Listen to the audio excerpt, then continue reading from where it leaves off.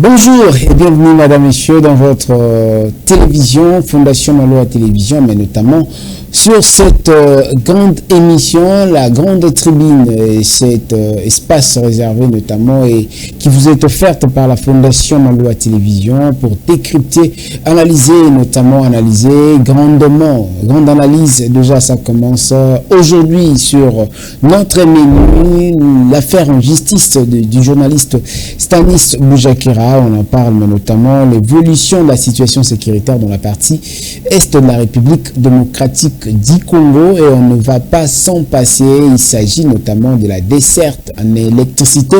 Pourquoi ne pas en parler de l'estage, coupure intempestive, la SNEL, on ne sait pas encore quoi dire.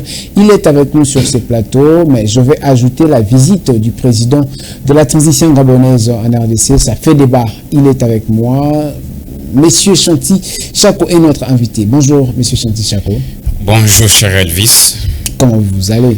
Bon, nous allons bien, nous tenons les coups au rythme du pays. Le pays va tellement mal que vous venez de le soutenir dans votre mot introductif, que le problème de déficit en électricité pose problème, et ça fait quelques semaines qu'à Kinshasa, avoir de l'électricité, ça devient une denrée rare, et les courants, toute la journée, vous pouvez en être privé, et le courant ne peut revenir que vers 3h00, et à 5h, il fait ce bon nombre de chemins, et vous vivez comme si on était au village. Et pourtant, dans une ville comme la nôtre, pour fonctionner, il faut de l'électricité, et une chaîne comme celle-ci, il faut avoir les groupes, il faut faire ceci. Ce sont des dépenses supplémentaires qu'on aurait dû éviter. Mais la ville est gérée telle qu'elle est. Bon, la République est gérée telle qu'elle est gérée. Maintenant, les gens sont beaucoup plus dans ce que nous appelons le populisme, et chercher les diplômes d'honneur. Et là aussi, ça fait débat, ça fait polémique. C'est bien beau de pouvoir avoir les diplômes. Est-ce qu'il a cherché un diplôme d'honneur? Vous continuez déjà très mal, Monsieur Chanty Chako. Qui a cherché comme quel diplôme d'honneur? Nous savons que les diplômes, on les cherche en étant dans un cursus, mais c'est donc vous êtes en train de dire, et puis c'est décerné. Quelqu'un ne peut pas se chercher à lui seul le diplôme après tout. Cher Elvis, les questions sont les vôtres, les réponses sont les miennes. Je tiens, mais cette grande émission qui se nomme Grande Analyse nous donne, nous invités, la possibilité de pouvoir analyser sur les questions d'actualité. Le décernement du diplôme de doctorat en honoris causa a eu lieu hier. Nous ne pouvons que placer un mot. Et on sait comment ça se passe, le fanatisme scientifique s'installe davantage au pays, et ces professeurs qui nous ont enseignés, et nous ne savons plus les départager, ils ne savent plus se départager des casquettes politiques et des casquettes scientifiques. Le fanatisme scientifique s'installe davantage, l'ingénieurisme atteint même les niveaux scientifiques, ça devient un problème sérieux. Les tests qui régissent l'enseignement supérieur universitaire parle bel et bien de possibilité de pouvoir discerner un titre d'honneur à une personnalité nationale ou étrangère. Mais le point 5 précise en mettant l'accent sur une question que peut-être beaucoup de gens n'ont pas fait allusion. On ne peut pas discerner un docteur honoris causa, un doctorat honoris causa à des personnalités politiques ou à des fonctionnaires de l'État qui sont à fonction. C'est prudent, c'est pour éviter l'influence politique. Imaginez quelqu'un qui est au pouvoir, qui est le numéro 1, puisque les recteurs et consorts, les DG agissent à son nom. Maintenant, il faut agir à son nom, mais vous agissez à son nom, à sa présence. Ça devient un problème sérieux. On aurait dit attribuer à la fin de ce mandat. L'INIKIN, ce n'est pas la première fois. J'ai suivi un professeur, je crois, pour ne pas le citer, Jacques Njoli a dit que c'est pour la première fois. Un professeur, et dans quelle faculté? La mienne, la faculté des sciences sociales, administratives et politiques. À l'université de Kinshasa, on a eu à discerner ce titre-là à beaucoup d'autres personnes. Je prends le cas le plus récent, un ancien président zambien qui a eu le privilège d'obtenir ce diplôme, mais c'était un ancien président. À l'université de Kinshasa? Oui, à l'université de Kinshasa. Et à l'occasion, on avait même réhabilité quelques voiries de l'université de Kinshasa. Donc, ce n'est pas la première fois. Et c'est un ancien président. Et pour nous, Joseph Kabila également avait reçu, c'était une université chinoise. Les universités étrangères peuvent discerner à notre président, ce n'est pas un problème. Mais comme il est à fonction, on aurait dû attendre après son mandat, la fin de son mandat. Parce qu'après un mandat, il y a l'influence politique, il y a les commerces scientifiques, il y a tout ça, ça devient un problème. La corruption a atteint son niveau le plus élevé et ne pouvons que décrier. Et aujourd'hui, ces professeurs que vous voyez dans la salle, que nous avions vu hier, la majorité sont des acteurs politiques. Faisons deux coups à un pied, comme ça on va aller notamment avec ces problèmes de la desserte en électricité, puisque vous avez aussi évoqué le problème, on en parle maintenant, avant peut-être d'aborder la deuxième question. Vous avez parlé notamment du décernement du titre ou encore du doctorat en honoris causa. Est-ce que pensez-vous, comme disent les autres, dans le sens d'éclairer la lanterne du grand public, l'université de Kinshasa venait de dire que Félix Tshisekedi n'est pas la première personne à être décernée. Après, peut-être celle du président zambien, est-ce qu'aujourd'hui, par rapport à ces faits, vous pouvez lier réellement la parole à l'acte pour pouvoir comprendre c'est sur base de quoi qu'on aurait pu le faire aujourd'hui pour décerner à Félix Tshisekedi le prix de ces diplômes-là ou encore de ces doctorats? Est-ce que cela équivaut à quelque chose ou à une qualité quelconque? En tout cas, le diplôme de honoris causa est décerné à quelqu'un pour les hauts faits enregistrés dans un certain donné, dans un domaine précis. Mais pour le cas du président... c'est normal, puisque les scientifiques ont évoqué la raison, que vu les multiples réalisations effectuées, surtout dans cet alma mater, et à cet alma mater, quoi de plus normal qu'il soit décerné aujourd'hui comme un docteur honoris causa. Cher Elvis, nous nous posons la question, est-ce que ces professeurs soient encore des scientifiques ou simplement des membres de la chorale du dialogisme, soit en train de crier haut et fort à la gloire du roi soleil. Parce qu'en réalité, les raisons que ces professeurs, que ces scientifiques évoquent, c'est la bonne gouvernance et consorts. Parlons de la gestion, la bonne gouvernance.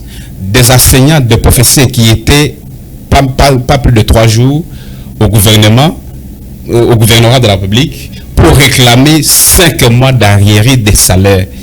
Si la gestion était bonne, tel compétent, ces professeurs n'auraient pas connu ces 5 mois d'arriérés des salaires. En dehors de cela, dans une université où la plupart de ces professeurs, parlons des cas de Covid et consorts, nous connaissons comment ils ont pléniché ici, ils ont pleuré, il y a eu des problèmes, ils ont crié au secours, parce que beaucoup ont perdu la vie entre 2020, 2021 et 2022. Des fois par manque. À Poukine, oui, mais la Poukine n'a pas à parler. Par manque de moyens, certains devraient aller à l'étranger pour se faire soigner, mais il n'y a pas de moyens. Ils sont d'abord impayés. Si la gestion est bonne, telle qu'on a soutenu hier, en tout cas, on aurait dû éviter que ces professeurs soient impayés. En dehors de cela, on parle de la gratuité de l'enseignement. La gratuité de l'enseignement, c'est bien beau, mais le niveau d'enseignement pose problème également, parce qu'en réalité aussi, prenons le cas du niveau d'enseignement, où aujourd'hui, c'est pour la première fois, on connaît la deuxième session à l'épreuve des examens d'État. Un enfant qui peut-être avait 52%, après, non, il a 67%, il a 72%. Quel est ce diplôme qu'il va se prévaloir? De 52% ou de 72%? Donc, tout ça, ça pose problème. Que non, la gestion est tellement mauvaise que cela ne devrait pas être la raison pour discerner. Nous comprenons que ça devient ce titre devient effort de commerce politique pour ces lieutenants, pour ceux qui chantent à sa gloire matin, midi et soir au niveau de l'Union sacrée. Mais en tout cas, c'est étonnant, c'est regrettable. L'université de Kinshasa venait de faire un acte qui va désacraliser davantage cette université de notre pays. Est-ce que le titre de doctorat honoris causa est aussi un des titres académiques ou c'est un titre à part entière, puisque c'est un titre à part entière, ce n'est pas académique pour dire qu'on va l'attribuer des cours, qu'il va enseigner et qu'on sort. Au moins s'il était enseignant, quand quelqu'un est professeur et que l'université X ou Y les discerne ces diplômes-là et il peut réclamer des enseignements dans ce sens-là. Mais s'il n'est pas enseignant, comme le cas de celui qui a eu l'avantage ou la chance de recevoir ça hier, ça n'a pas de rapport. C'est un titre honorifique Pour les hauts faits, bon, nous nous posons la question, quels sont ces hauts faits? S'il y a d'autres raisons qu'ils n'ont pas évoquées, il y a lieu de pouvoir communiquer à travers les médias qui pullulent à Kinshasa et à la République démocratique du Congo. Vraiment, je veux me faire ce privilège de pouvoir poser cette question. Il se peut que cela serait une bonne information auprès des téléspectateurs. Quand on parle notamment d'un titre académique, au-delà du simple fait de décerner ces diplômes, c'est aussi quelque chose de la méritocratie. C'est-à-dire quand on veut avoir un diplôme, on doit mériter. De par un cursus, soit de par peut-être une examination dans lequel, ou encore après laquelle nous avons quand même été sortis par une mention, ou encore nous avons obtenu ce qu'il y a de mieux pour que nous soyons par la suite décernés ou que nous soyons un récipiendaire d'un diplôme. Mais dans le cas échéant, le chef de l'État, vous avez quand même critiqué aussi cette façon de voir les choses. Vous avez dit que vous ne savez pas par quel haut fait qu'aujourd'hui on peut décerner les diplômes de docteur honoris causa au chef de l'État. Mais est-ce qu'en dehors de ces diplômes, il y a aussi quand même quelques branches qu'il était prévu ou encore que c'est important qu'on puisse s'étayer pour qu'à la fin on puisse dire celui-ci a rempli les conditions ou a respecté le préalable pour que nous puissions lui décerner ces prix. S'il y en a, vous pouvez nous dire. S'il n'y en a pas, vous pouvez quand même nous évoquer puisque vous êtes aussi citoyen congolais. Par exemple, un haut fait que vous avez vu en tant que Congolais que le chef de l'État serait aujourd'hui récipiendaire de ces diplômes, aussi des hauts titres. C'est tout à fait normal, ça vous avez pu développer et poser cette préoccupation. Ça aurait dit un travail qui devrait être fait au niveau de l'université à question. C'est une faculté, c'est un département d'une faculté qui prend l'initiative.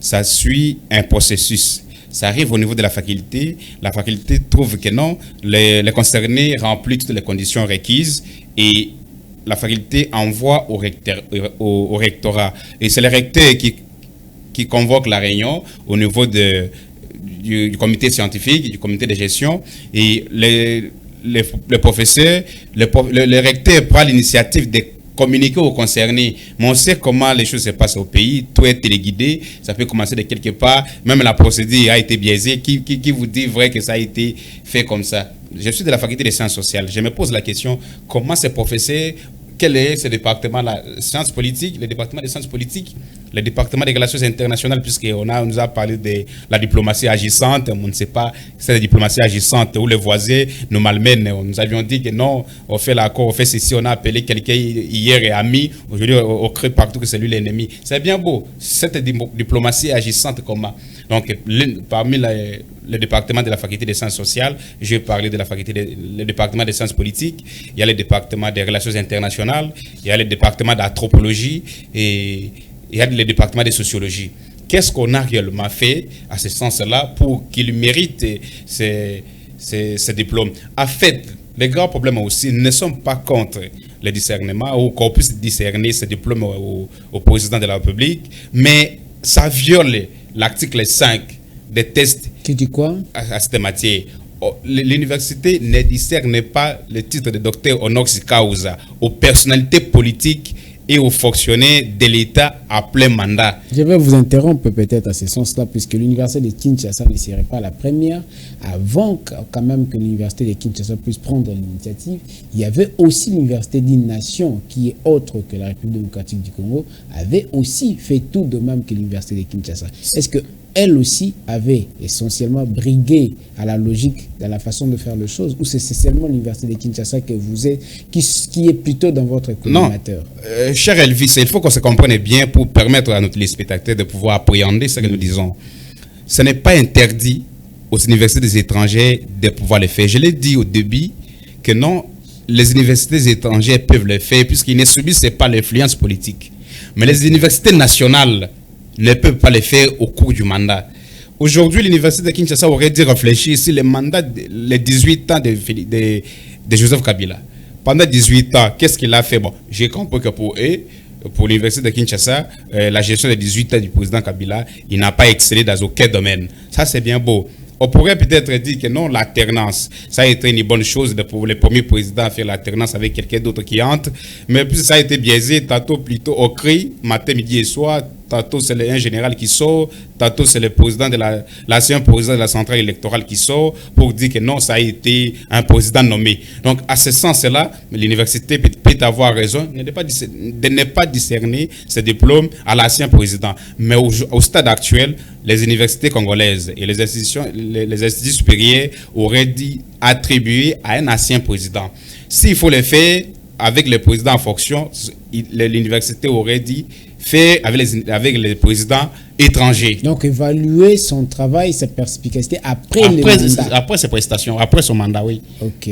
Ce qui aurait dû faire, peut-être, c'est après une qualité qu'on peut lui décerner au moins ses prix, en lieu place que ce soit dans sa qualité de politique et dans sa qualité de garant de la nation. Puisqu'après un mandat, tout est possible de pouvoir boutiquer, de pouvoir exiger, de pouvoir commander. Puisqu'en réalité, aujourd'hui, nous sommes à la veille des élections. À la veille des élections, pour cette fois-ci, on a des candidats qui ont des niveaux d'études très élevés. Et chacun veut brandir ce qu'il a fait. Cicéron le disait, il faut être fier, l'orgueil scientifique. C'est permis. Ne pas être jaloux de ça. Et lorsqu'on a des docteurs là-bas, on a des professeurs, ce n'est pas tout le monde qui peut s'appeler docteur. On sait que beaucoup ont été appelés docteurs, mais n'ont pas de thèse. Peut-être docteur quand il est médecin. Alors, de ce côté-là, chaque candidat veut se préparer à avoir un niveau, mais là, il faut peut-être apaiser nos téléspectateurs. Le diplôme d'honoris causa, ce n'est pas une thèse qu'on a soutenue, qu'on a obtenu un diplôme de doctorat. Non, c'est un titre honorifique tout simplement. Un titre honorifique simplement. On va aussi parler de ces premiers sujets qu'on a déjà commencé, la desserte en électricité, à travers toute l'étendue de la vie provinciale de Kinshasa. Ça dit quelque chose, ça fait problème. Vous venez de l'évoquer tantôt, qui est la majeure partie de la population travaille et fonctionne de par leur travail avec l'énergie électrique. Mais notamment aujourd'hui, c'est devenu un casse-tête, c'est devenu un problème. On ne sait pas par quel sens c'est voué, aussi longtemps que parmi ces habitants ou encore ces habitants sont des abonnés et clients de la SNEL. Comment arrivez-vous à comprendre et analyser ou insinuer ce qui se passe entre le contrat social du pouvoir et la population et les contrats commerciaux entre les abonnés et la Société nationale de l'électricité? En tout cas, soit la SNEL est mal gérée, soit la gestion du pays pose problème. Mais on a toujours dit, le poisson commence à pourrir par la tête. Donc, puisque le pays va mal, puisque la gestion du pays pose problème, ça a des répercussions avec la SNEL. Et avec la SNEL, la ville de Kinshasa, pour fonctionner, il lui faut de l'électricité. Le manque d'électricité crée un dysfonctionnement et ça ralentit pas mal de choses. Je voudrais dire aussi la gestion de la SNEL, parlons-en. Le DG de la SNEL a été suspendu et c'est son adjoint qui a été porté haut pour conduire la gestion de la SNEL. Mais celui-là, depuis qu'il est là, il a promis, non, ses fils maison, bon, c'est quelqu'un aussi qui est venu de l'étranger, a pour mission peut-être de faire partie le DG qui était là. Depuis qu'il a pris, il a promis mots et merveilles. Mais on est en train de subir, puis qu'avec son titulaire. Le CIND actuel. Oui. Avec l'actuel, on est en train de subir ce qu'on subissait avec l'ancien DG. Donc en réalité, le problème n'était pas que le DG puisse partir, mais c'était la gestion chaotique de la SNEL, où la manière avec laquelle la SNEL travaille peut-être est dictée par le fonctionnement du pays, puisqu'il y a les effets d'entraînement lorsque le pays est mal géré, lorsque la gestion pose problème. Ça a des effets d'entraînement sur d'autres sociétés du pays. Une ville comme la nôtre n'est pas fonctionnée sans électricité. C'est tout qu'aujourd'hui, la saison, il fait extrêmement chaud. Imaginez à partir de 17h à 18h, vous ne pouvez pas 19h à 20h, vous ne pouvez pas aller au lit. Sans électricité, sans courant, sans quoi. Comment vous pouvez aller au lit? Et dans beaucoup de familles, vous passez, les gens sont dehors. Les gens sont dehors. Pourquoi? Parce qu'il fait extrêmement chaud. Les gens sont dans les balcons. Pourquoi? Il n'y a pas du courant. Dans là, on peut dire que les dirigeants rendent la vie de la population plus invivable. Est-ce que maintenant ils réfléchissent par rapport à la vie de la population ou comment gagner l'élection ou comment frauder, comment tricher demain? Parce que c'est ça le soubassement du contrat social. Quand on cherche le pouvoir, vous aujourd'hui, vous vous battez pour demain que vous ayez les pouvoirs. Quand on a les pouvoirs, on doit essentiellement respecter de part et d'autre les dispositions contractuelles entre la population, c'est-à-dire les électeurs et les élus. Mais jusqu'à aujourd'hui, ces problèmes restent pendants. Il n'y a pas, la population ne sait pas par quel sens se vouer. Il se peut, même au centre-ville, pendant 4 jours, il n'y a pas l'électricité. Est-ce que cette société est censée être vivante jusqu'à aujourd'hui, ou ces dirigeants doivent demeurer jusqu'à aujourd'hui, peut-être incontrôlables, sans pour autant qu'ils soient auditionnés? Avec la réforme, il a été dit de pouvoir libéraliser le secteur de l'électricité. Nous avons vu les courants pour payer qui est venu avec ABC, quelque chose comme ça. Mais après un moment, ils sont partis. C'est la SNEL qui a repris les contrôles. Ça pose problème. Ça pose problème dans la mesure où on ne donne pas la possibilité à la SNEL de pouvoir fonctionner et nous rendre service. Puisque d'abord, les dirigeants, les acteurs politiques, les gouvernants n'ont pas la culture de pouvoir rendre des comptes. On a la fin du mandat. Qu'est-ce qu'on a fait? Qu'est-ce qu'on a promis? On a réalisé à quelle hauteur, à combien de pourcentage pour espérer avoir un deuxième mandat. Imaginez un président candidat à sa propre succession qui, au sortir du dépôt de sa candidature, au lieu de donner un petit résumé de son bilan, il commence à attaquer des candidats déclarés, non, tel est étranger, vous les reconnaîtrez, à leurs propos, ils sont envoyés par ceci, ils sont des alliés des Occidentaux. Mais on se demande qui est allié aux Occidentaux ici dans ce pays. Entre ceux qui travaillent au pays pendant 35 à 40 ans, autant d'années, et ceux qui sont au pouvoir et arrivent à réaliser plus de 200 voyages à l'étranger. Ils partent faire où? Faire quoi? Et où? Chez les Occidentaux. Et qui est ami de qui? Ce sont des questions que nous devons nous poser. Donc, on a dévié la possibilité de pouvoir rendre des comptes à notre peuple, au créer un autre débat pour peut-être prendre les enfants du bon Dieu pour les canards sauvages qui ne réfléchissent pas, qui ne voient plus rien. Non, les Congolais sont mûrs et les Congolais ont ouvert les yeux. Cette fois-ci, ça ne passera pas. Si hier on a triché, si hier Nanga dit qu'on a nommé des gens, peut-être cette fois-ci on aura du mal à tricher et à nommer encore comme ça s'est passé selon Nanga et général John Numbi. Vraiment, on va en parler, hein, puisqu'il faut en parler. On ne va pas peut-être d'une manière superficielle, puisqu'il y a souvent certains débats qui sont des débats de caniveaux, mais qui prennent l'allure et l'ampleur, être débattus au sein de l'opinion, mais sans pour autant que cela soit pour l'intérêt de la population. Moi, j'aurais aimé ou encore, je souhaite que nous puissions d'abord s'appesantir sur le sujet de l'électricité, puisque c'est un grand contrat social entre la population et les pouvoirs. La facture de la SNEL est souvent payée parfois d'une manière, on ne sait pas, ce qu'on peut appeler indirectement d'une façon forfaitaire, mais la consommation à la fois n'est pas réglementée, mais au-delà que ça ne soit pas réglementé, n'est pas aussi quantifié, puisqu'on ne sait pas offrir quelque chose à la satisfaction notamment du client ou de l'abonné. Partons de ces faits. Si toute chose ne semble pas être vraiment comme prévu au début des élections, comment est-ce que la population aurait encore la confiance à ses élus tant que la prémisse n'est pas encore bien aménagée? Croyez-vous qu'aujourd'hui cette population que les politiques font souffrir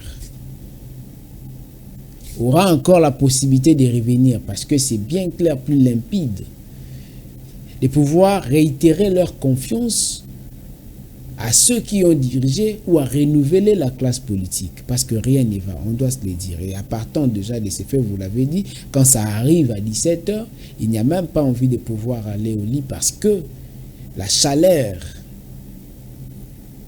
gobée durant la journée jusqu'à ce qu'on aille dormir, donc tout ne semble pas être bon, surtout pour le cas de ceux qui vont peut-être faire l'ambulatoire, c'est-à-dire des vendeurs ambulants, autre chose. Vraiment, la vie ne semble pas être vivable.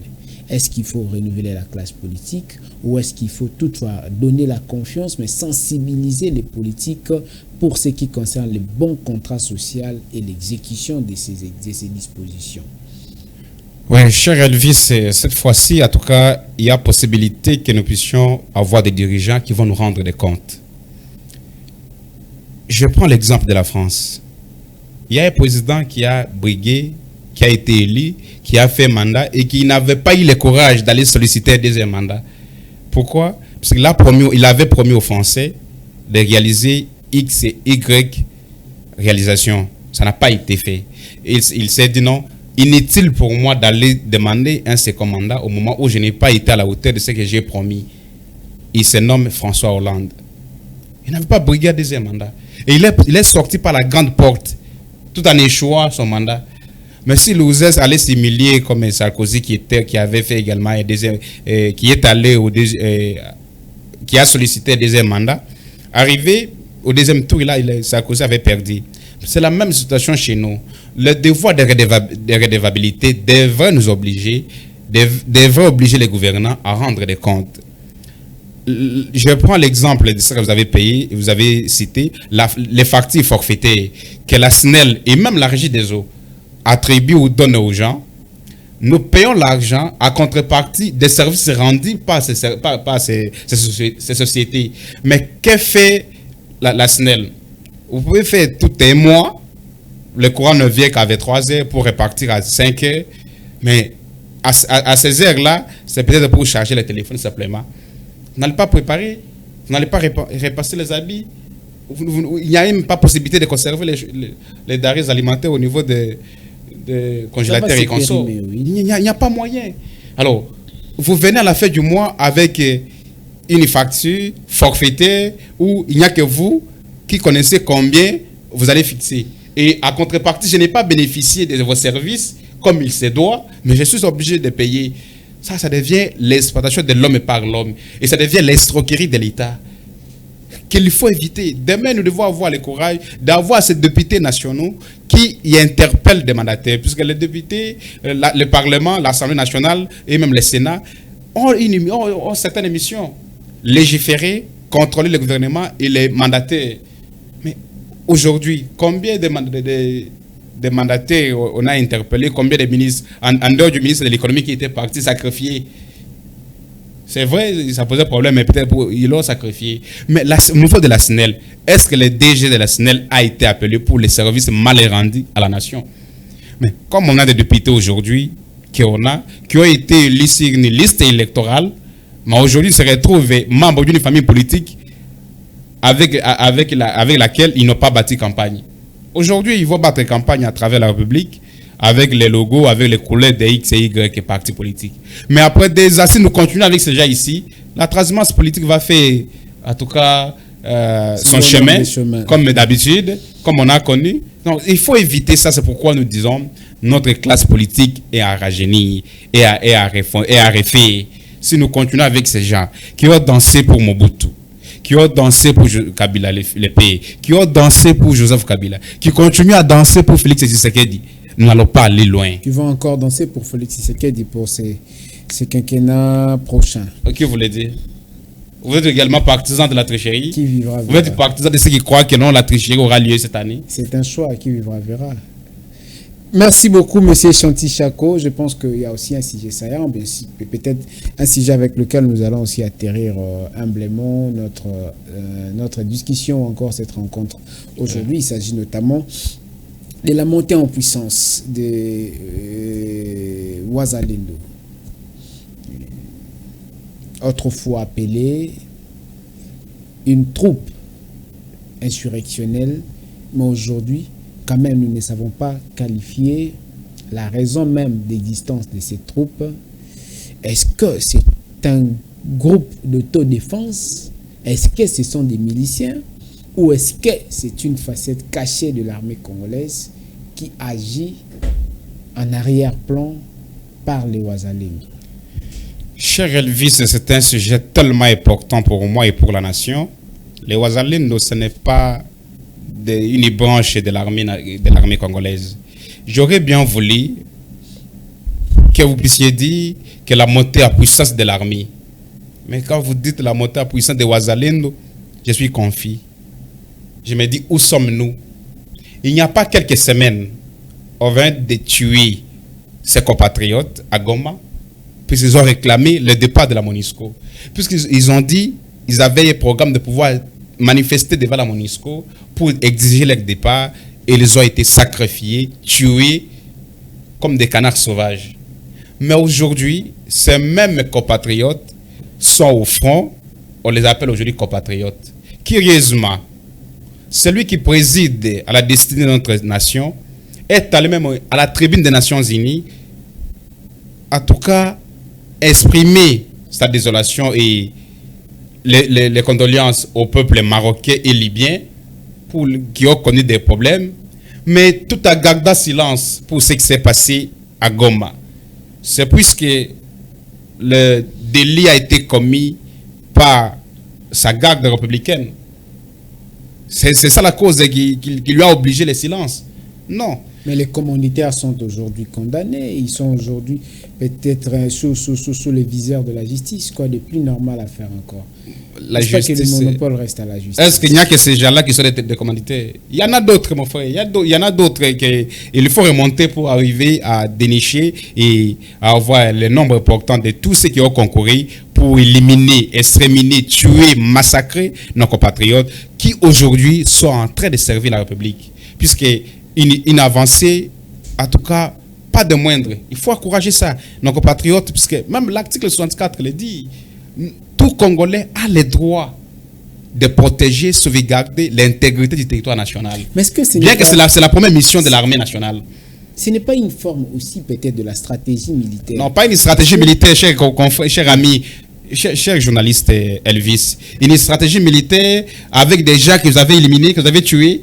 Non, ça ne se passe pas comme ça. Avec quelle logistique le Wazalendo peut en arriver là? Posez-vous même cette question. Dans ce pays, ce n'est pas la première fois. Lorsque Laurent Désiré Kabila est arrivé, et les Maï Maï, ce sont des groupes d'autodéfense comme les Maï Maï. Les Maï Maï ont repoussé les rébellions comme les CNDP de Laurent Kunda et consorts. Ce n'est pas une première année RDC. Ce n'est pas une première, cher Elvis. Cela a toujours été fait. Croyez-vous que le M23 et tout ce qui notamment gangréné la partie Est, c'était une coopération rwando-congolaise ou c'était réellement une coopération qui, notamment, peut-être décriée aussi par le président de l'Assemblée nationale, des histoires entreprises à l'interne pour qu'aujourd'hui les M23 puissent s'accaparer totalement de cette grande partie Est de la République démocratique du Congo. Puisqu'aujourd'hui, la possibilité y est. Les Wazalendo ont pris d'assaut pour pouvoir repousser l'ennemi et même repousser les limites et reconquérir nos provinces ou encore nos partis. Comment, par quels moyens ont-ils fait? Oui, cher Elvis, les Wazalendo, vous avez parlé du président de l'Assemblée. Bon, je ne sais pas de quoi vous parlez, puisque... Peut-être que vous allez insinuer dans votre parler que c'était une guerre engagée et connue par les gouvernements congolais, à complicité avec, on essaie encore qui vous allez ajouter là-bas, parce qu'aujourd'hui, les Wazalendo aussi, ils ont pris le courage et le moyen. Où est-ce qu'ils ont pris ces moyens? C'est peut-être l'armée nationale s'est rendu compte qu'il faut appuyer, qu'il faut aller avec nos compatriotes qui sont habités par le sentiment de protéger l'intégrité territoriale, tant mieux. Nous ne pouvons que saluer. Mais le problème est que ce qui s'est passé il y a quelques semaines à Goma doit être corrigé. Et ce qu'on nous a cité dans un procès très rapide et consorts, comme des commanditaires, cela ne suffit pas. Qu'est-ce que le groupe d'autodéfense Wazalendo a connu hier ou avant-hier? Nous avions dit, et à plusieurs reprises, même si votre plateau, nous l'avons dit, l'intervention des armées étrangères au pays avec les CAC n'avancera pas. Il fallait peut-être mettre beaucoup plus de moyens à notre armée pour les pousser à aller vers une puissance qui va faire face aux ennemis. Mais cela n'a pas été écouté. On a préféré appeler l'armée kenyane, angolaise, burundaise, ougandaise et consorts. Pour réduire quoi? Pour résoudre quel problème? Nous l'avons dit, cela ne va pas contribuer à l'évolution de la situation. Donnons des moyens à notre armée, cela va corriger pas mal de choses. Ce qui s'est passé, les Wazalendo n'ont pas. C'est ça que nous disons. D'ailleurs, demander pour les Ouazalindou, c'est très fort. Revenons même à l'armée nationale pour respecter la procédure. La première mission de l'armée, c'est protéger l'intégrité territoriale. Pourquoi il faut demander les moyens pour eux? Vous connaissez le budget de l'armée, combien on alloue à l'armée nationale? Combien touche un militaire qui va au front? Combien d'équipements ils ont? C'est comme ça qu'il faut. Nous avons milité, nous avons sollicité qu'on augmente le budget de l'armée. Mais on ne se limite pas en augmentant le budget de l'armée. Nous avions dit qu'il faut éviter de venir avec les armées étrangères. Ça nous crée des problèmes. Pour qu'il n'y ait pas un paradoxe, vous êtes en train de parler. Cher Elvis, permettez-moi de pouvoir finir pour ne pas me couper. Au lieu de pouvoir amener les armées étrangères qui vont nous créer des problèmes demain, ces armées viennent pour résoudre des problèmes, en créer d'autres. Non, il fallait éviter. Le groupe d'autodéfense Ouazalindou dit ce groupe a connu un problème puisque face à l'ennemi, ils ont vu à face d'eux les gens avec les uniformes de CAC. L'armée kenyane, ougandaise et consorts. Ils se sont dit, mais nous attaquons qui? Ces gens-là sont venus dans le cadre de CAC. Mais ils se sont rendus compte que non, les bombardements, les attaques venaient de là. Et ils ont dit, j'ai lu un communiqué hier, ils ont dit que non, si leur chemin, n'importe quelle armée que ces groupes vont trouver devant, ils vont les abattre pour passer. Puisqu'ils voulaient avancer vers Kiwanja. Et nous avons appris que non, avec la MONUSCO et consorts, on les a arrêtés, ils ne peuvent pas avancer, puisque les autres, ce sont les armées membres de CAC et consorts. Donc, nous avons dit au président Félix et au gouvernement de Sama Lukonde, la solution n'était pas de faire venir les armées étrangères. C'était une mauvaise option. Et même l'état de siège, parlons-en. Le président en a parlé la nuit. Le président qui parle à V3Z dans une ville où il n'y a pas d'électricité. On a des déficits à terme d'électricité. La journée, bon, il n'y a pas du courant. Et il va attendre à V3Z. À V3Z qui va être debout pour l'attendre. On n'a pas d'électricité, on tourne dans de très mauvaises conditions. Il faut se réveiller avec 3 heures pour attendre le courant. Donc nous disons, les gouvernements et la SNEL sont en train de voir non, puis pour qu'il n'y ait pas beaucoup de temps, la journée, les Congolais partent danser, rire et consorts. Attendez avec 3 heures, quand ils seront dans leur maison, ils peuvent me suivre et lancer le courant. Ça c'est le point que nous avons développé. Je reviens pour dire que non, sa communication devait 3 heures par rapport à l'état de siège. Quel est le bilan de l'état de siège? Ça produit quoi? Non, maintenant il faut alléger progressivement, revenir au pouvoir civil et qu'on sort. On a restreint les libertés constitutionnelles des Congolais et Congolaises. Il faut revenir à ça. Bon, c'est bien beau. Mais faisons le bilan. L'heure du bilan peut arriver. Qu'est-ce que ça a produit l'état de siège? Et le président Tshisekedi avait dit, si je n'arrive pas à restaurer la sécurité à l'est du pays, c'est que j'aurais échoué mon mandat. À l'est du pays, il y a la paix. Moi, à sa place, je n'aurais pas dit aller me poser ma candidature. Moi, j'attendais hier quand on a annoncé que le président va parler, va adresser un message à la nation. Les Ouazalindou sont en train de reconquérir. Je me disais, c'est aussi ce sous-mandat. Lorsque le président va parler, adresser un message à la nation avec 3 heures, c'est peut-être exprimer sa désolation d'avoir déposé sa candidature et il va faire le retrait à ce moment-là, lors de ce message-là. Curieusement, je vois non. L'allègement de l'état de siège au niveau de Nord Kivu et l'Ituri. Ça a produit quoi l'état de siège? Les Ouazalindou, le groupe d'autodéfense, que la garde républicaine a exterminé, a massacré, a tué, commence à rendre service à la République. Oui, nous les encourageons. Les Ouazalindou peuvent continuer. Avec ou sans l'appui de l'armée nationale, avec ou sans l'appui du gouvernement Tshisekedi, allez-y, chers compatriotes. Cela, ce n'est pas la première fois. Vos frères, vos compatriotes l'ont fait avec les CNDP de Lorakunda. Ils ont barré la route à ces ennemis de la République. Vous pouvez également le faire. La nation vous sera reconnaissante. Bientôt, ils seront à Bunagana. Je pense que si ces parties plutôt sont reconquises, ce sera aussi à l'honneur de Félix Tshisekedi parce que c'est sous son mandat. Et on ne sait pas, peut-être ce sont les dessous des cartes politiques. Ouais, cher Elvis, c'est ça le Congo. Je ne réfléchis pas de cette manière-là, puisque c'est comme ça que lorsqu'on peut inaugurer quelques œuvres là-bas avec Fifi, on pense que non, c'est Félix qui a construit, c'est Fifi qui a construit. Non, il y a des travaux qui ont été lancés, qui ont commencé avec le régime Tshisekedi Kabila et avec le gouverneur Richard Mouyej. On vient lors de la fin des travaux, on vient inaugurer, ça devient la fierté, ça devient les problèmes des fifi, ça devient la vedette. Merci beaucoup, Chanty Chako. Merci d'être passé. Et je crois que s'il y a un mot à dire, vous pouvez dresser votre mot en 10 secondes, s'il vous plaît. Non, c'est à moi de vous remercier. Ça a toujours été un plaisir pour moi de pouvoir recevoir un appel, une invitation de l'émission Grande Analyse. Et ça a toujours été un plaisir pour moi. Ce que nous disons par rapport à l'état d'urgence, cela a produit quoi? Ça a été, en tout cas, de la peine perdue. Et les armées étrangères qui sont venues ne sont pas venues nous aider, même si ces armées sont venues résoudre des problèmes, mais elles sont venues créer d'autres problèmes. Les problèmes de Honoris Causa ne sont pas en train de haïr X ou Y, ne sont pas contre cela, mais cela aurait dû être fait après son mandat pour éviter l'influence politique ou de tout boutiquer comme ça a été fait. Voilà ce que je peux dire. Merci beaucoup. Je précise que vous serez récit très prochainement dans le cadre de l'émission Face à la rédaction. Je pense qu'on va notamment aussi faire de notre mieux pour que vous soyez reçus, puisque là, il y a beaucoup à parler. Hein, et c'est par cette note, madame, messieurs, que nous bouclons complètement cette grande tribune avec monsieur Chanty, chaque analyste politique. Les prochains, c'est vous. Aimons d'abord le Congo, ensuite les Congos et enfin les Congos. Au revoir.